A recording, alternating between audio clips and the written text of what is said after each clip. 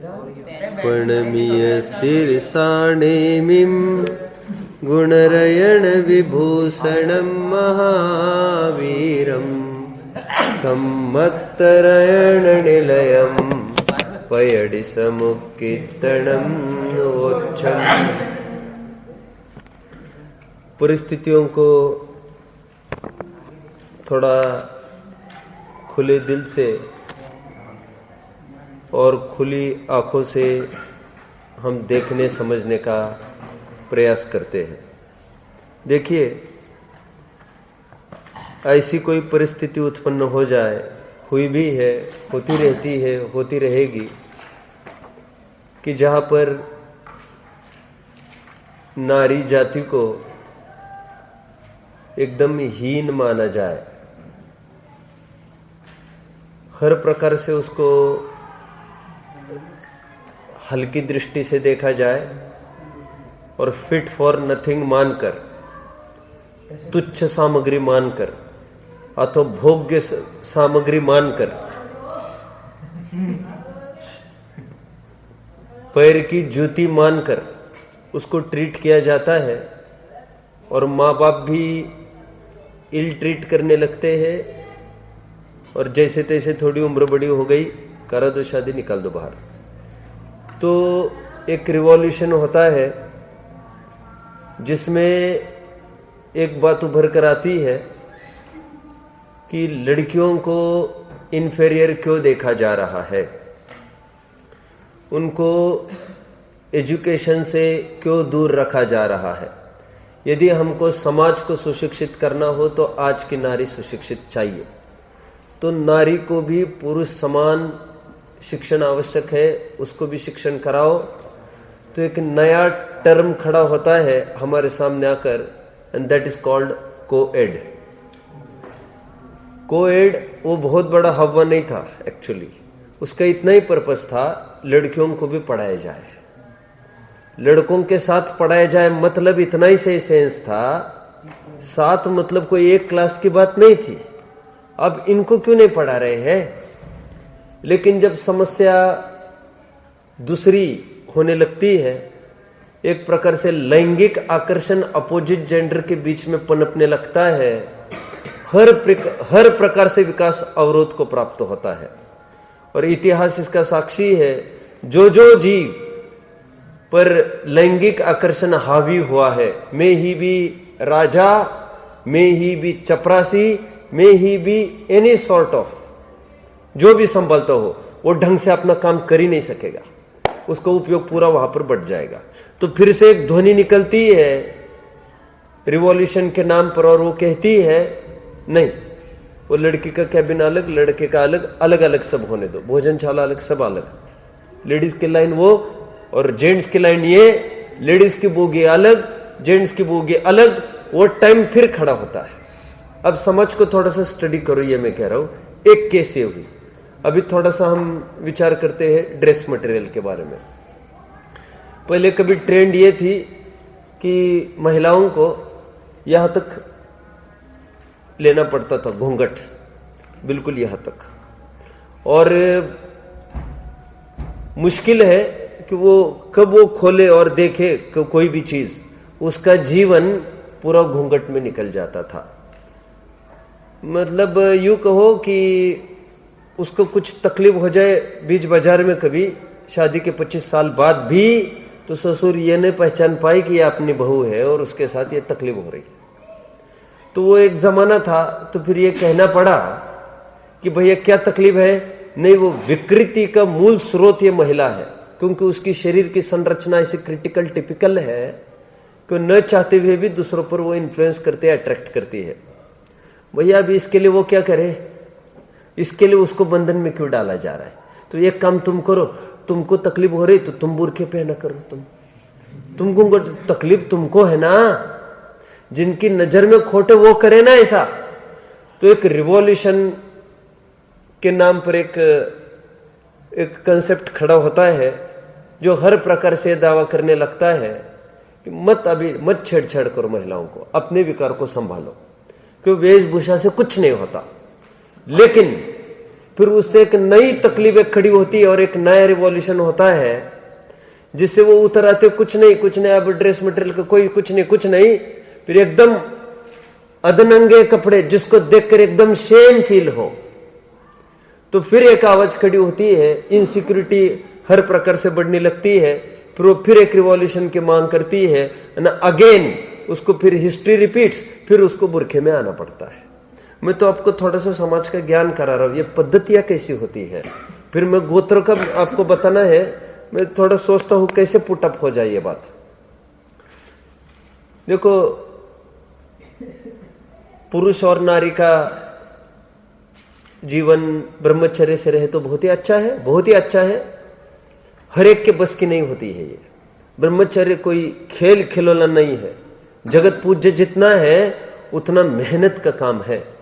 और अज्ञानी जीवों के, तत्व ज्ञान से विहीन जीवों को ये बिल्कुल संभव नहीं। और यदि प्रयास करे जबरदस्ती से तो उसका फल जो आएगा वो बहुत खराब आएगा। तो फिर कहते ठीक है ना, शादी होना चाहिए। तो शादी हो गई। अभी देखिए क्या तकलीफ हुई। शादी हुई, 10 साल के बाद पति एक्सपायर हो गए, कोई फर्क नहीं पड़ता, कुछ भी तकलीफ नहीं होती किसी को, क्योंकि जितनी भी तमन्ना इच्छा होती है 5-10 साल में सब जीरो डाउन हो जाती है। लेकिन कभी कभी यह होता है, शादी हुई, ये पति एक्सपायर हो गए, तो एंगेजमेंट हुई, बस ऐसे बहुत मिलेंगे आपको। सगाई हुई, बस चेहरा भी नहीं देखा और खबर मिली शादी के पहले कि पति का किसी कारण से देहांत हो गया है, तो जीवन निकाल देती थी पहले की महिलाएं ऐसी। राजुल को आदर्श बनाकर, क्यों? घर घर में तत्वज्ञान होता था, घट घट में तत्वज्ञान होता था। असंयम की भाषा परिचित ही नहीं थी, दूर दूर तक चर्चा में आने का तो काम ही नहीं था। संयममय ही जीवन होता था, खान पान, उठना बैठना, एक चैनल था, प्रॉपर सोर्स। अभी एम्प्टी माइंड डेविल्स वर्कशॉप, वो विषय वासना तीव्र होती रहती है। तो फिर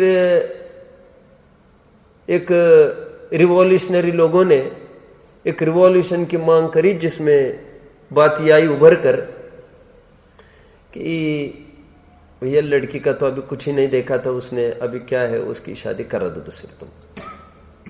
तो ठीक है, फिर समाज कैसे क्या, फिर अभी उम्र ही नहीं है, कुछ नहीं है, अब बस इतनी छोटी, ठीक है, फिर ठीक है। तो ठीक है, जब पुरुष कर सकते महिला क्यों नहीं कर सकती? रिवॉल्यूशन हुआ। मैं ये नहीं कह रहा वो कोई अच्छा हुआ, लेकिन मैं ये भी नहीं कह रहा वो खराब हुआ। मैं कुछ कमेंट नहीं करना चाहता इस बात पर। बस हुआ, शादी हुई कि भैया बनने से पहले ही बिगड़ गई इनकी, पना दो।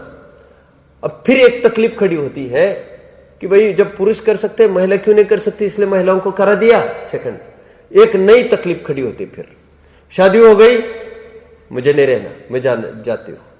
और जो जहां तहां देखो हवा पूरे दूसरे शादी की चलती है, और फिर फटाफट she gets prepared for the other marriage. एक सब्जी मंडी जैसा खेल खिलौना जैसा जब होने लगता है, फिर एक रिवॉल्यूशन एक खड़ा होता है और एक कहता है नहीं, ये कोई पाश्चात्य संस्कृति नहीं है, एक निष्ठ होना सीखो। आप समझ रहे हैं? मैंने 2-3 उदाहरण दिए, कुछ पकड़ रहे हैं? सब पकड़ रहे हैं? अभी आइए अपने प्रकरण में देखिए, ये अस्पृश्यता के नाम पर कितनी पीड़ाएं भोगी, और discrimination of creed, sex and caste, हर जगह ये गुलामी के यही कुछ कारण रहे ना। और यही कारण रहा महात्मा गांधी जी का। मैंने आपको बताया था क्या, वो ट्रेन में इसी रूप से उनको हटाया गया कि वो he was black in colour, उन गोरों के सामने काला था, उसको हटाया गया डब्बे से। रात भर बैठकर प्लेटफॉर्म पर एक ही निर्णय किया, मैंने बताया था ना आपको, एक ही निर्णय किया क्या, कि मैं यहां पर वो झंडा गाड़ के दिखाऊंगा। कौन सा? कि ये कलर को लेकर इतना डिस्क्रिमिनेशन और अपने इंडियंस को इतना बेयर करना पड़ता है। तो वहां से वो लेके आए थे, वो क्रांति की विचारधारा वो वहां से आई थी पूरी। सो यहां पर बर्दाश्त नहीं हुई उनको। क्यों? यहां पर अनटचेबिलिटीज को लेकर, अस्पृश्य को लेकर वो चलता था। इसलिए हरिजन एक नाम उनको दिया गया कि इनको हरि समान देखो, इनके घट घट में हरि भगवान विराजता है। तो वो टर्मिनोलॉजी आ गई हरिजन। और आज हरिजन के रूप में क्या मानते हैं? हरिजन मेरे को क्या समझता है? तो हरिजन बोला मेरे को, उसकी अच्छी प्रॉपर उसकी थिंकिंग थी उसके पीछे। आप पकड़ रहे हैं मुझे क्या कहना है? मुझे ये कहना है, जब बहुत ये दरार आने लगती है बीच में, तो कहना पड़ता है भाई ये हटाओ, सब एक हो जाओ, सब एक हो जाओ।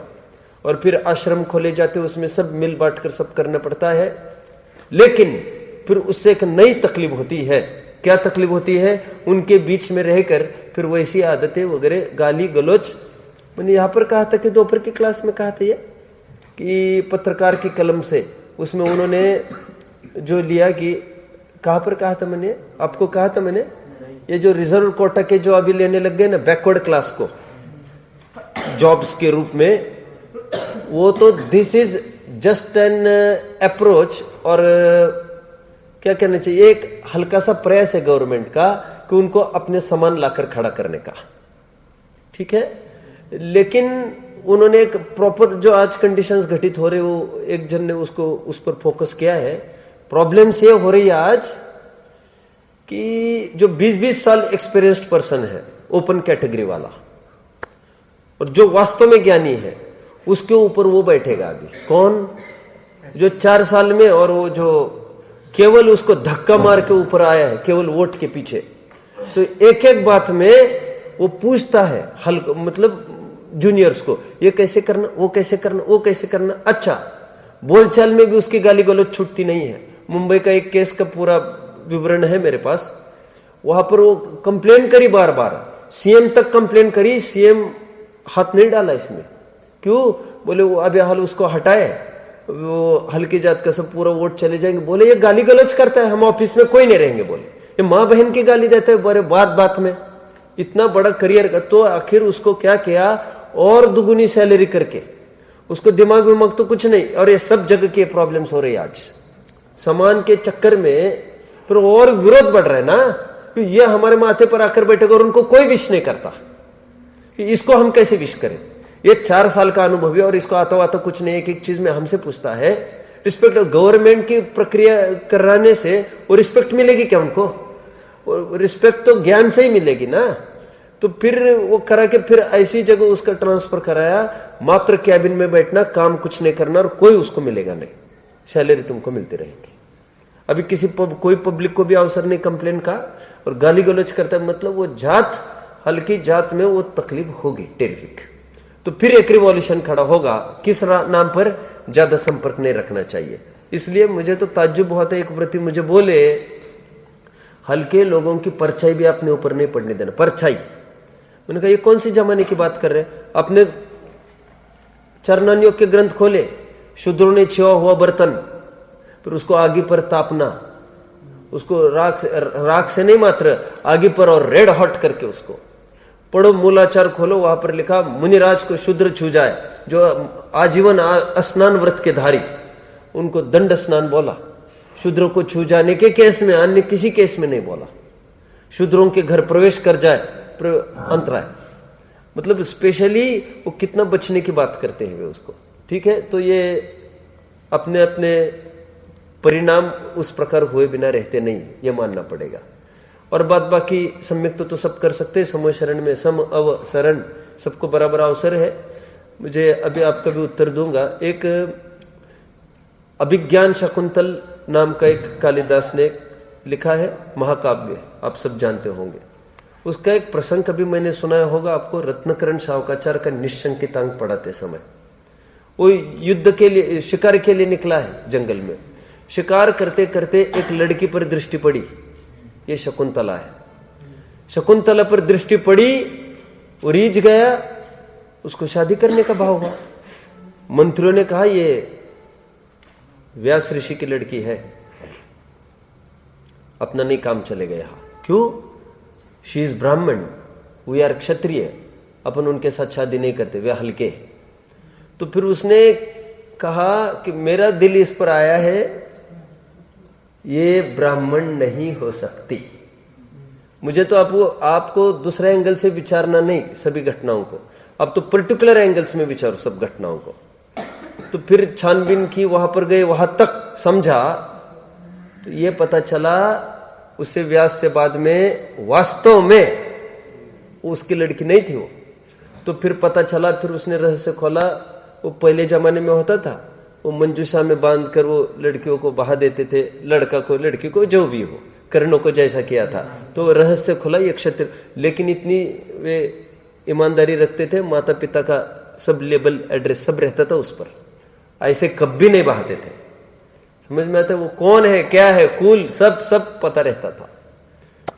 तो ये सब अपेक्षाएं समझना। आज तो अपन को मूल गाथा पढ़नी है। एक प्रश्न ये आया है, ब्राह्मण कोई है आज के काल का, तो उसको कहाँ तक जा सकता है?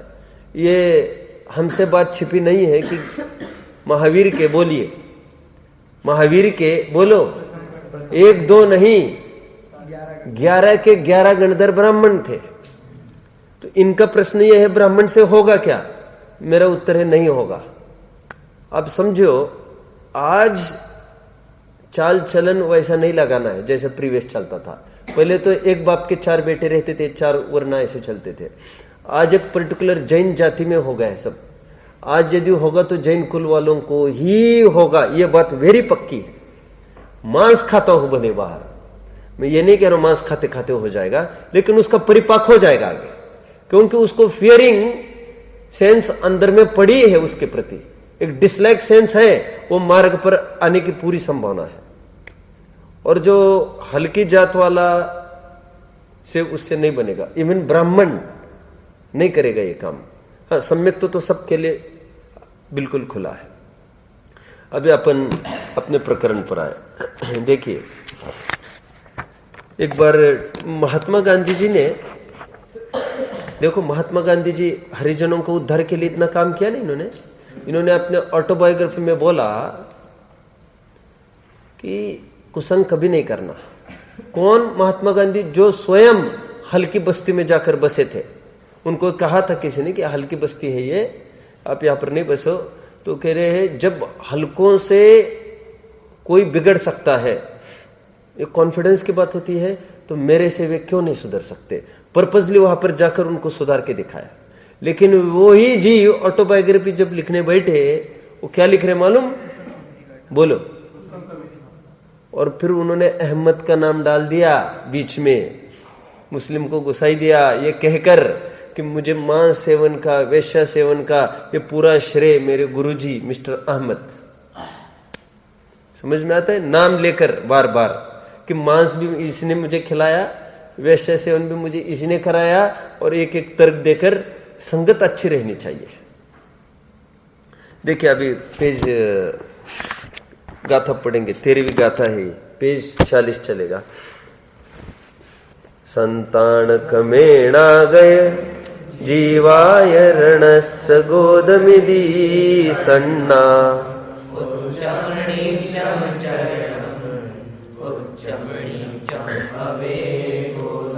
अभी यहां पर एकदम नया पुट मिलेगा आप सबको।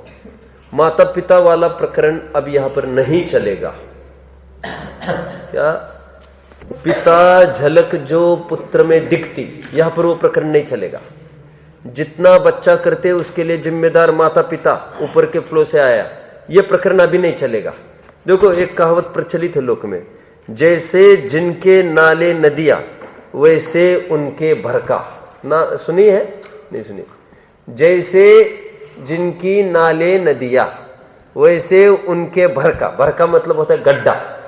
नाली छोटी होती है तो गड्ढे छोटे होते हैं, बड़ी होती है तो उसके अकॉर्डिंग गड्ढे होते हैं, नाले नदी के अकॉर्डिंग। आगे कहते हैं, जैसे जिनके बाप महतारी वैसे उनके लड़का। जैसे माँ बाप होते वैसे उनके लड़के होते हैं। ये अभी जो बाहर से गोत्र का चर्चा चल रही ना, उसकी तरफ से ये चली। अब ये एकदम नए व्यू अपने को दे रहे हैं। परमार्थ यही है जो अभी ये देंगे आचरण के हिसाब से। माता पिता के हिसाब का परमार्थ नहीं है, क्योंकि जीव विपाक की प्रकृति है। लेकिन जीव विपाक की प्रकृति का तो बाकी के आचरण ने कैसे दिया? माता पिता की तरफ से निमित्त नैमित्तिक संबंध जान के, मोटा मोटा स्थूल प्रोबेबिलिटी में भी 90-95% उसको देखकर होती है। मैं हमेशा एक बात कहता हूं, आपको ज्ञान में होगी। फुलचंद जी एक बात कहते थे, गुना में एक स्पीच में उन्होंने एक बात कही थी, निमित्त नाम की जगत में कोई वस्तु नहीं। जैन तत्व मीमांसा में बार बार कहते हैं क्या, निमित्त नाम की जगत में कोई वस्तु नहीं। अरे खरेखर हम भगवान को निमित्त कहते हैं सम्यक तो का, खरेखर ऐसा भी नहीं है। क्या बात करते हैं, और क्या बोले, बोले जब यहां पर कार्य होता है तब सम्यक तो का निमित्त आता है। हाँ फिर ठीक है, फिर ठीक है। और सुनो सुनो, ये तो पचाएगा कोई भी, सुनो यहां पर कषाय हुई ना तो हमारे कषाय में निमित्त है वो, घबराओ मत, फैक्ट है, दिस इज फैक्ट, ये ट्रुथ है, बिल्कुल ट्रुथ। अब चरणन योग, लेकिन इनको श्रद्धा न परमार्थानम आप्तगम तपोव्रतम, श्रद्धा चरणन योग है ही स्थूल, तो चरणन योग ने ऐसा कैसे बोल दिया, ऐसे कैसे बोल दिया निमित्त की तरफ से। वो मारीच को कहा निमित्त बने, वे तो मारीच को तो भटकाने में निमित्त बने। अरे बोलो, बात को पूरी करो, बात को पूरी करो। निमित्त पने का आरोपन बोलो, मेजॉरिटी विंस के न्याय से चलता है, बहुमत के न्याय से। मोटा मोटा कथन, स्थूल कथन, बहुलता को लेकर कथन चलता है। ओके।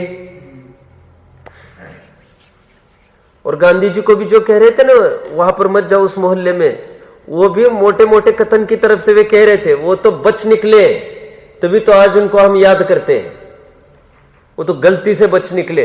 ऐसा दुस्साहस नहीं करना चाहिए, उस बिल में हाथ नहीं डालना चाहिए जहां पर सांप की आशंका हो। समझ में आता है? सूक्ष्मापि न खलु हिंसा, बोलो है क्या बोल रही, मैं तो भूल ही गया। सूक्ष्मापि न खलु हिंसा पर वस्तुनाम निबंधनाम बहुति पुंसा, पर वस्तु से सचमुच सूक्ष्म भी हिंसा नहीं होती। बोलो, हिंसा इतने निवृत्तेर परिणाम विशुद्धय तदपि कार्या। सबने छंद पढ़ा है पुरुषार्थ सिद्ध उपाय का। पुरुषार्थ सिद्ध उपाय तो पढ़ा ही है, लेकिन बड़े ग्रंथ के नाम काई के लिए मैं बोलूं यहाँ पर। अरे वितराग विज्ञान का पाठ अहिंसा एक विवेचन, उसमें उद्धृत किया इस छंद को। 49वां, सूक्ष्मापि न खलु हिंसा पर वस्तु निबंधनाम बहुति पुंसा। एक द्रव्य दूसरे द्रव्य का परमार्थ से कुछ नहीं करता। ऊपर की लाइन नीचे आओ, हिंसा इतने निवृत्तेर परिणाम विशुद्ध तदपि कार्य। परिणाम की विशुद्धि चाहते हो तो फिर समझ लो निमित्तों से तो बचो, उस खराब निमित्तों से। ये भी बोल रहे हैं, अपेक्षाकृत कथन है, जिसको जो दवा काम आती है उसको वो दी जाती है। अब यहां पर देखिए छंद, संतान कमेण आ गए, संतान क्रम से आए हुए।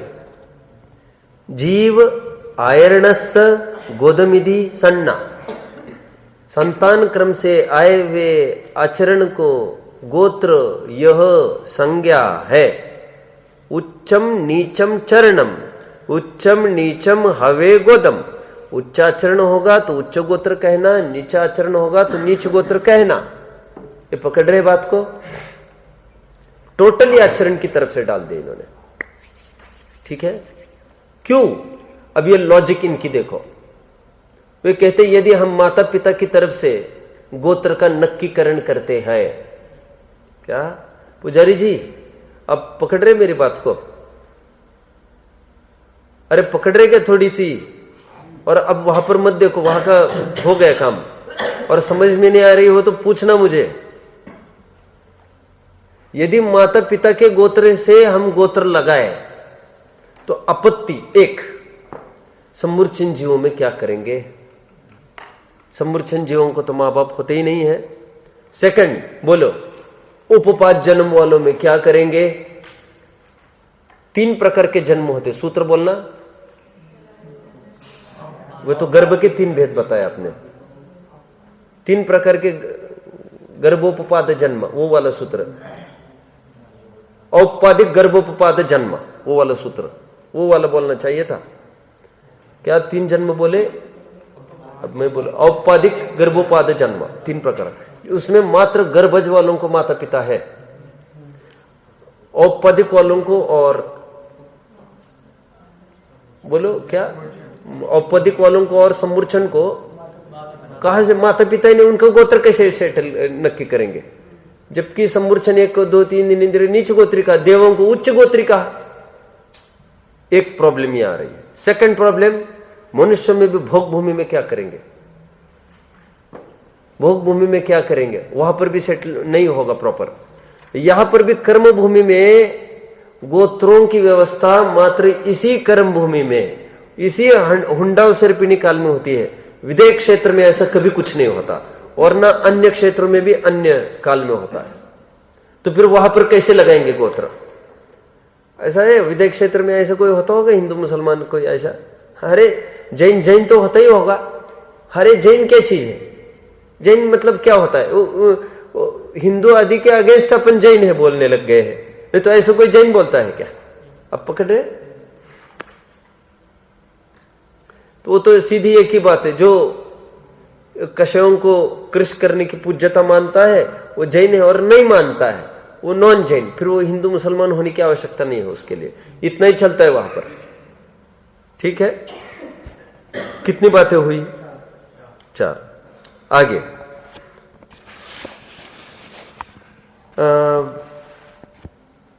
इनके भेद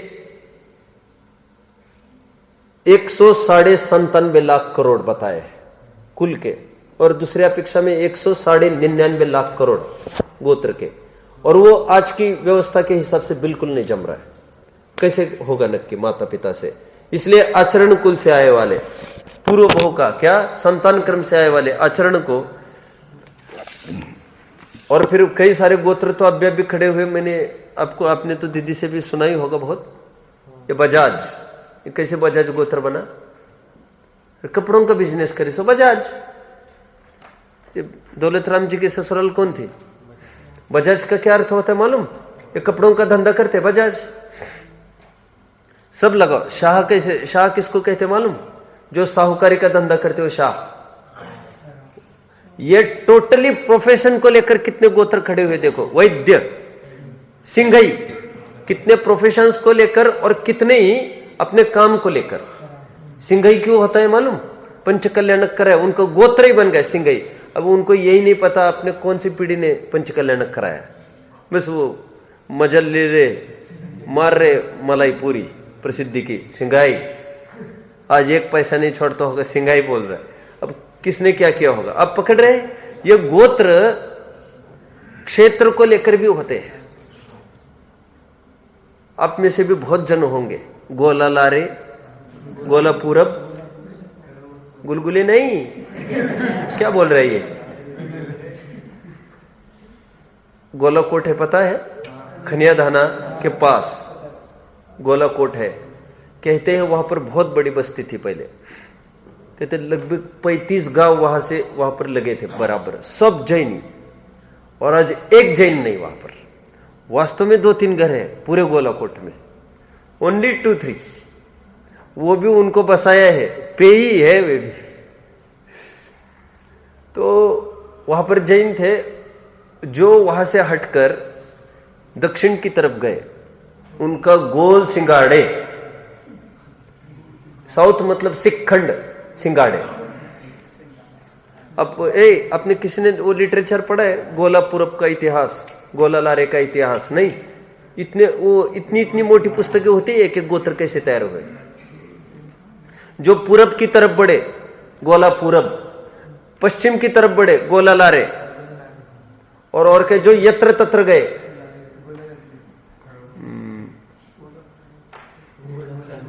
गोल भटोरे, गोल भटोरे। सुनो, पुस्तक पढ़ लेना ना तुम। सुनो, बोलो मत अभी, मुझे इसकी सिद्धि करनी है, बोलो मत। अब जानते हो अग्रवाल गोत्र कैसे बना है? अगारा नाम का एक प्रांत राजस्थान का, वहां से लोग हटे। अगारा, एक बगेरा नाम का प्रांत राजस्थान का, वहां से हटे बगेरवाल। ये जितने बिखरे हैं ना सब जगह, वो ओरिजिन पूरा वहां का बताते हैं। और पूरे इनके इतिहास में काल्पनिक नहीं बता रहा हूं। परमार, ये भी पहले यही के थे। ये मेवाड़ वगैरह के निकलकर, वह आसपास के सब निकलकर, ये परमार नाम का प्रांत है, वो निकलकर परवार हो गए। परवार सुना है ना अपने? परवार, ये डॉक्टर साहब वगैरह सब। हाँ, क्या है? बहुत जन ए शाह क्यों हुआ है मैंने बोला आपको अभी? साहूकार, अभी सराफे का काम करते, सराफ ऐसे बहुत। और बोलो मत ना तुम, बोलो मत। मैं कोई जानकार नहीं हूं उसका, तो जितना जानता हूं उतना बता रहा हूं। और कभी कभी व्यक्ति के नाम पर भी होता है। हमारे वहां बगल में लक्करी सोनाज है, सोनाज, अरे जगह का नाम नहीं, गोत्र है उनका सोनाज। तो जानते हो क्यों है? उनके घर में कोई एंसेस्टर में सोनाबाई नाम की एक बहुत प्रसिद्ध महिला, थोड़ी डेरिंग जैसी, वो रानी लक्ष्मीबाई जैसी होकर गई, वो गोत्र चालू हो गया। उग्रसेन नाम के एक मुनि हुए 200 वर्ष पहले, राजा थे, राजा होंगे, बाद में मुनि हुए होंगे, जो भी हुआ होगा। अब मित्तल, गोयल, ये सब वहां से पूरे गोत्र आए हैं, उन्हीं के निमित्त से सब।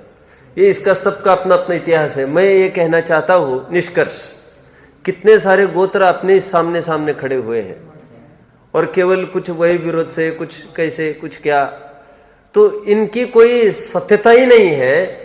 तो फिर इसको लेकर कब तक लड़ाई करते रहेंगे? और तकलीफ आज यहां तक बढ़ गई, नए चक्र में आपने पढ़ा होगा वो स्टेटमेंट, आपने गौर किया होगा थोड़ा, कौन से नए संग्रह नए के अंतर्गत खोला डॉक्टर साहब ने, कहते आज समस्या ये है, Jain Agarwal, he doesn't wish to marry with Jain Khandelwal.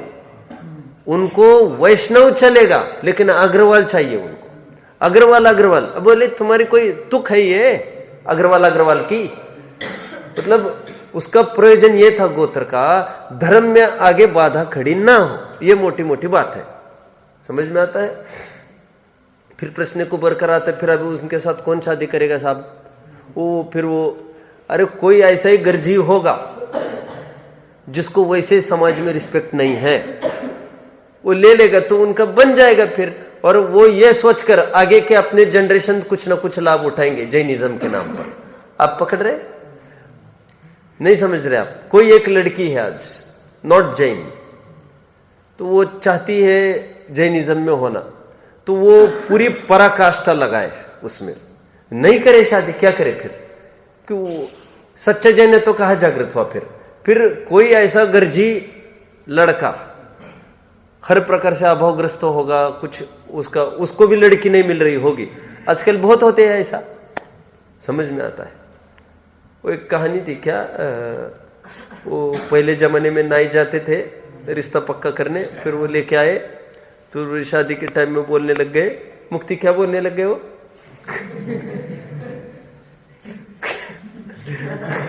खड़ी हुई तब जानी, क्या है वो? क्या है वो? सुनो सुनो, जीत लियो मोरी जानी, क्या? सुनो सुनो, मैं बता रहा हूं। लड़की थी, लड़की की शादी होनी थी। पहले जमाने में तो ऐसी शादियां होती थी कि नाई सेट करके आते थे शादियां, नाई लोग, कितनी भी बड़ी बाल और दूसरा कौन होता है, सुनो, वो सेट करके आते थे। हालांकि वे सब सोच समझ कर ही लाते थे, ऐसी कोई बात नहीं है कि उनकी जुगाड़ की, उनके अपनी रिश्तेदारी के लिए क्या है, ऐसा थोड़ी ना कराएंगे वे। लेकिन उनको देखो, नाइयों की बहुत जानकारियां होती है, बात करते ना निरंतर, आपने देखा होगा ये। सुनो सुनो, अभी कहने की ये बात है मेरी। तो फिर वो लेकर आए लड़की को, अभी शादी के लिए खड़ी हो गई, और वो ये कहने लगे सब कि जग जीत लियो मोरी जानी, क्या क्या मुक्ति बोले जरा, मुझे याद नहीं ना आ रहा है वो कहानी इसने पढ़ी है ना, एक दिन बोल रही थी वो, क्या जग जीत लियो मोरी कहानी। अच्छा अच्छा अच्छा, सुनो सुनो, वो क्या है, वो उठी, फेरे पड़ने थे, वो उठी और वो थी कहानी, तो घूंघट तो वैसे ओढ़ा था, तो लड़की वाले भी आकर बैठे थे। तो लड़की वालों को लगा कि फंस गया लड़का आज, क्यों? उन्होंने तो लड़की देखी नहीं।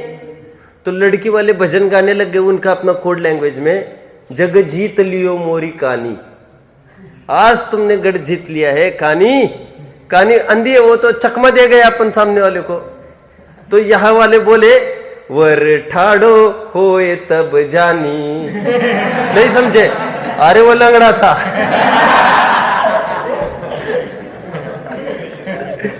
मैं इतना सारा क्यों कह रहा हूं? दीपक क्यों कहा मैंने? बोलो बोलो बोलो जल्दी। बोलो बोलो बोलो, बताना है तुमको। तो आज नहीं हो रही क्या बेवकूफ? अरे मुझे कहना क्या है, मुझे कहना ये है, सुनो, कोई तकलीफ वाली कोई हो, उसको तकलीफ वाला अपना अपना चलता रहता है ये सब। ऐसा थोड़ी ना कोई बहुत रेयर कैसे होंगे, और अपने अपने गुणों को व्यक्त करे तो वो किसी को ख्याल में आएगा, हो जाएगा वो। ये अवसर है, सम्यक्तों को कुछ आड़ा नहीं आ सकता। ठीक है, ये तो विवाह में इसलिए चक्कर है क्योंकि विवाह में फिर दो फैमिलीज आ जाए, वो मेरा तेरा में तकलीफ होती है खड़ी, और दोनों डगरी पर हाथ रहते हैं, कैसे काम चलेगा?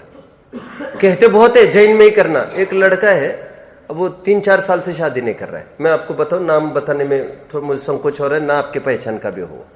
और 4-5 साल से, सुनो सुनो सुनो, 4-5 साल से विश्वकर्मा है, समझ लो आप।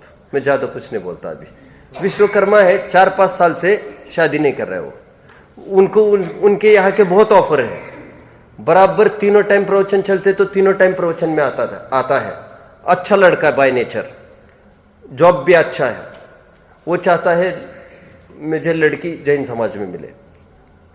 तो मैं उसको जब भी देखता हूं, बोलता हूं, मैं आपको बहुत आश्चर्य लगेगा, मैं उसको कुछ बोलता हूं तो मैं उसको कहता हूं तुम 8 मूल गुण ले लो एक बार। क्या? और ये कोई नहीं बोलता उसको। मैं इसलिए बोलता हूं उसको, तुम स्वयं भ्रमित हो रहे हो कि तुम जैन हो, और तुम दुनिया को भी भ्रमित करा रहे हो। मैं उसको पूछता हूं, क्यों? एक दिन सहज में पूछा मैंने उसको, क्यों, क्या नहीं आज जाना है? बोले कहा? बोले शादी में। बोले कहा? बोले हमारे वो लगते हैं। ये है, दोनों डगरी पर हाथ है इनके। जो रोटी बेटी का हर प्रकार से संबंध वहां पर तोड़े, क्यों? लड़की आएगी यहां पर, फिर वो तो ये सोचती है ना, फिर कभी वहां पर भी जाना पड़ेगा, उनके रीति रिस्म फॉलो करना पड़ेगा। कौन लाइफ अपना बर्बाद करेगा उसमें? कोई रिस्क नहीं लेने को बैठा है।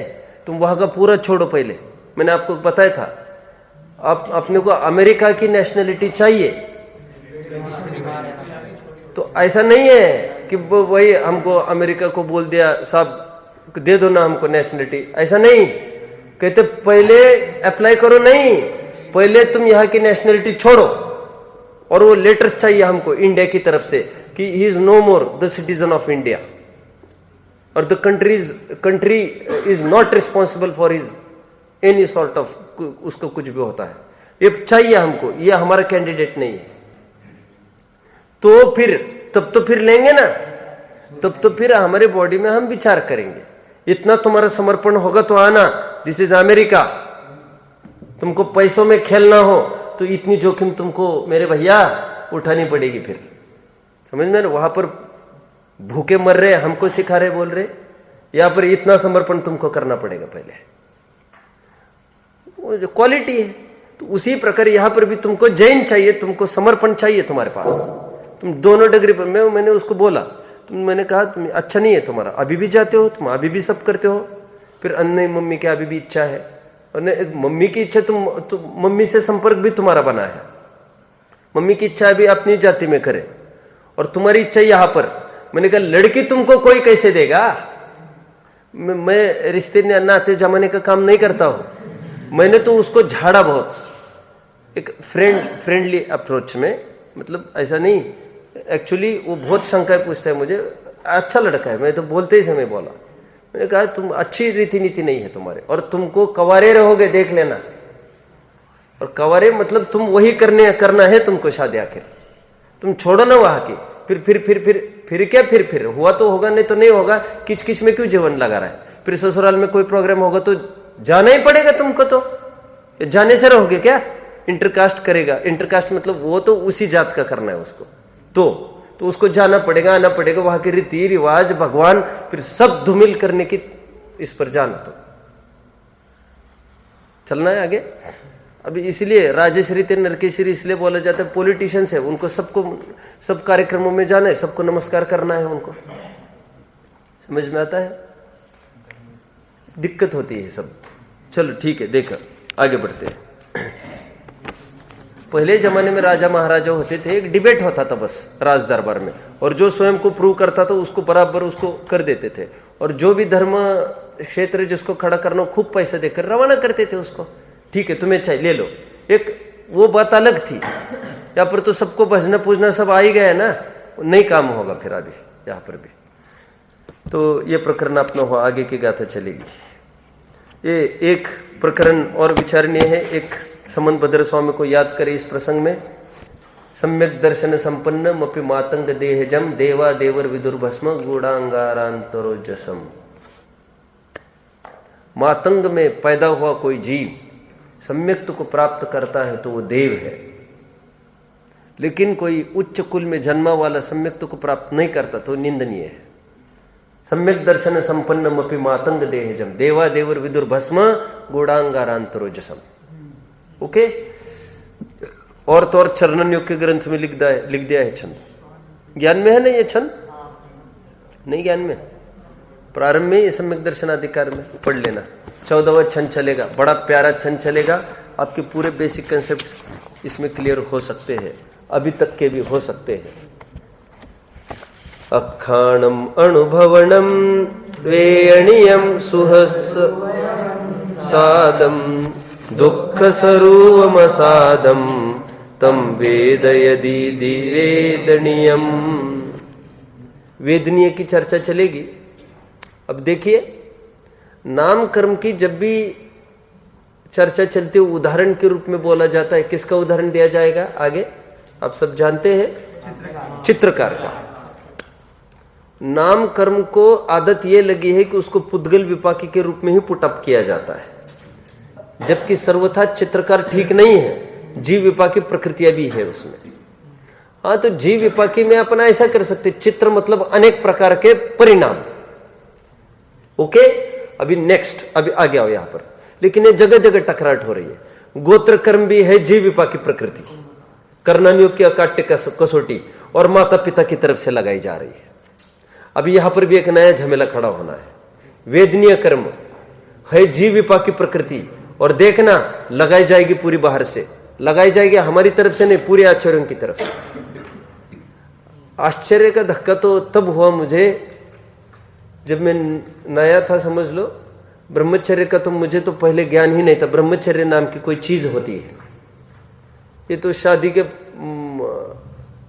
क्वाइट आफ्टर, वो तो शादी का क्या सवाल है। ये तो जब धर्म में आया, दीदी को देखा, तो मुझे पता चला कि ब्रह्मचर्य भी होता है कोई चीज। तो I was not able even to pronounce the word. अब मैं ब्रह्मचर्य क्या क्या होता है, ये थोड़ा भ्रम जैसा लगा, कुछ क्या कहना है। तो जो शादी नहीं करता, शादी नहीं करता, क्यों नहीं करता? मतलब बहुत अटपटी बात लगी। वो अपना फील्ड ही नहीं था कुछ, समझ रहे। और ना उठना बैठना अच्छे लोगों में कभी भी रहा, क्योंकि जो है वही अच्छा है ऐसा मानने की बात रही। अब एक परिभाषा मैंने एक दिन पढ़ ली अकलंग स्वामी की, विवाह की। पहले कभी बताई होगी मैंने। विवाह परिभाषा ये लिखी, साता वेदनीय कर्म के उदय से तथा स्त्री पुरुष जो भी होगा वेद चारित्र होने के उदय से। वेद तो हो गई मेन फैक्टर, प्रक्रिया संपन्न होती है शादी। बस अब मुझे एक कीड़ा घुस गए दिमाग में, और वो सोने नहीं दिया उसने काफी टाइम तक। साता वेदनीय को उदय शादीशुदा वालों को, अरे ब्रह्मचारियों को असाता का उदय चलता है। मैं दिमाग में मैंने डाल दी बात, लेकिन डाल ऐसी दी कि अभी भी उसको फॉरेन पार्टिकल मानकर दूसरी धारा उसको बराबर अपोज करती रही कि ऐसा कैसे हो सकता है, ऐसे कैसे हो सकता है, ऐसे कैसे हो सकता है। शादी न करे असाता वेदनीय, ये कैसे हो सकता है? मतलब पुरुषार्थ को असाता वेदनीय कैसे बोल सकेंगे? तो मुनियों पर जिन्होंने स्वयं छोड़ के चले गए उनका असाता वेदनीय कहना पड़ेगा। क्या लेवे। बाद में ख्याल में आया कि अरे ये उपचार का कथन बोल रहे अकलंग स्वामी। हमको ये समझना चाहिए उपचार का कथन कौन सा और क्या। माता पिता की तरफ से गोत्र लगाए ना, वो उपचार का कथन चल रहा है।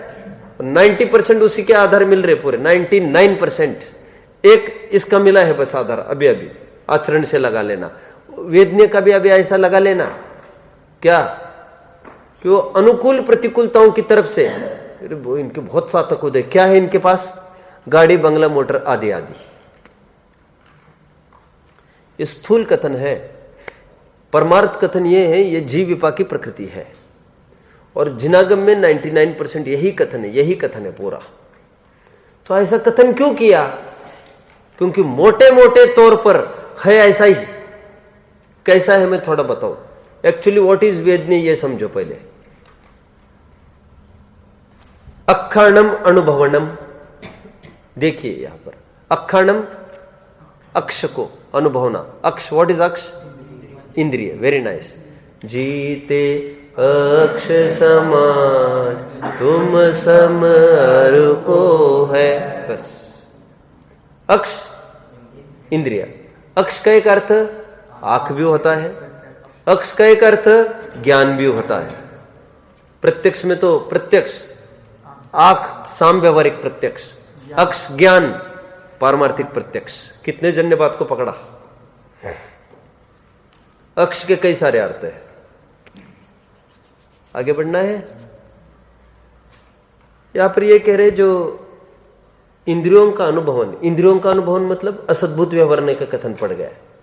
विषयों का जो अनुभवन है, उस अनुभवन में वेणियम सुह स्वरूप वयणम वयम साधम, जो सुख स्वरूप का अनुभूति होती है वो सातवेद्य से होती है, और दुख स्वरूपम असाधम, और दुख स्वरूप की जो अनुभूति होती है वो असाता। आप अच्छा टेंशन दो सभी। मैं आपको भाग का भी एकदम गहराई में जाकर मैं पूरे बेसिक कंसेप्ट एकदम बाल के खाल एकदम अलग करूंगा सब। 8वीं वालों को मैंने बहुत सेटिस्फैक्टरी किया इस बार। भागों में भी हम पढ़ते हैं। वैसे मैं आपको पूछूं, बोलो भाग की परिभाषा बताओगे जरा वेदनीय की? मैं तो हर जगह भाग की परिभाषा पूछूंगा आपको, क्यों? पत्ता उसके बिना आगे नहीं हिलेगा। मुक्ति नहीं बता पाएगी, तुम लोग कैसे बताओगे भाग की परिभाषा? मुक्ति बेटा वेदनीय की बताओगी?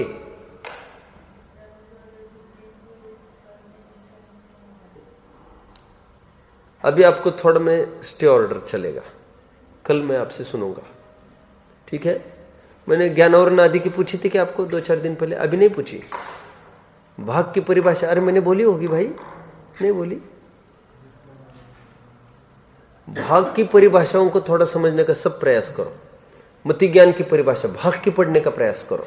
भाग की इसलिए कह रहा हूं, जिनवानी में कहीं नहीं है वे परिभाषा है, समझ में? निमित्त की परिभाषा भाग में से पढ़ने का प्रयास करो।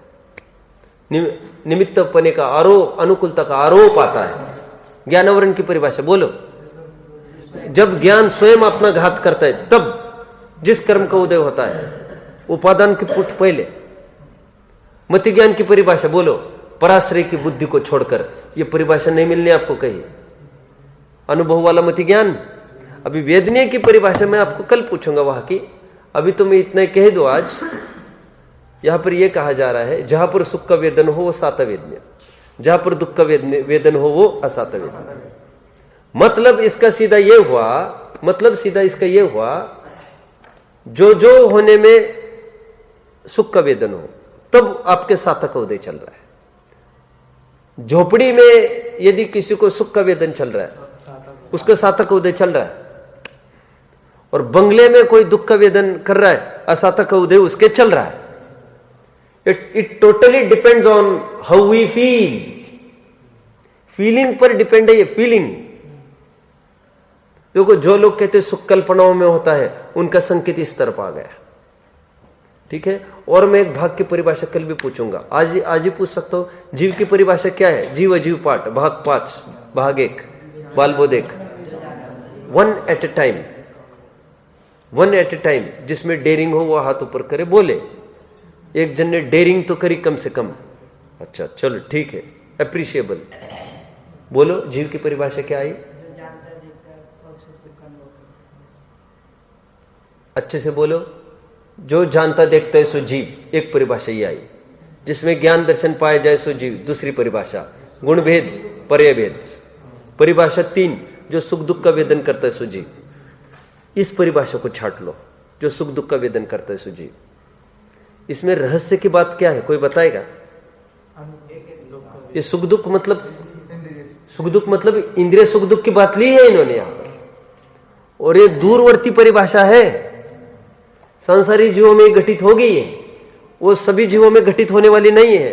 लेकिन अबोध जीव को प्राक पदव्याम स्टार्टर्स, न्यू कमर्स, नवसिखियों को, नए नए आदमियों को जानना देखना कैसे, जो सुख दुख का वेदन करता है ना, देखो पिंच करते दुख का फीलिंग हुआ ना, छोड़ा सुख का फीलिंग हुआ ना, किसी ने आकर पूछ कर अच्छा हुआ ना, बस जिसको हुआ वो जीव है, क्योंकि सुख दुख वो अभिन्न पर्याय है ना आखिर। लेकिन है तो इंद्रिय सुख दुख की तरफ से पहचान, वहां का सुख कोई अतीन्द्रिय सुख की तरफ उनका संकेत नहीं है।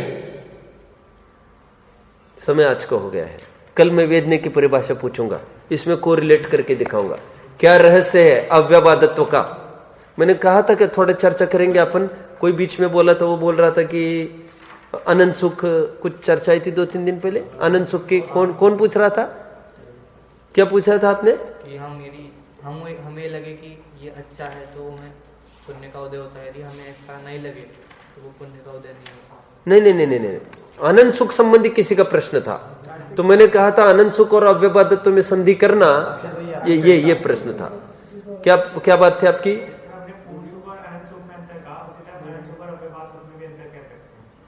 जिस प्रकार अरहंत और सिद्धों में अंतर किया,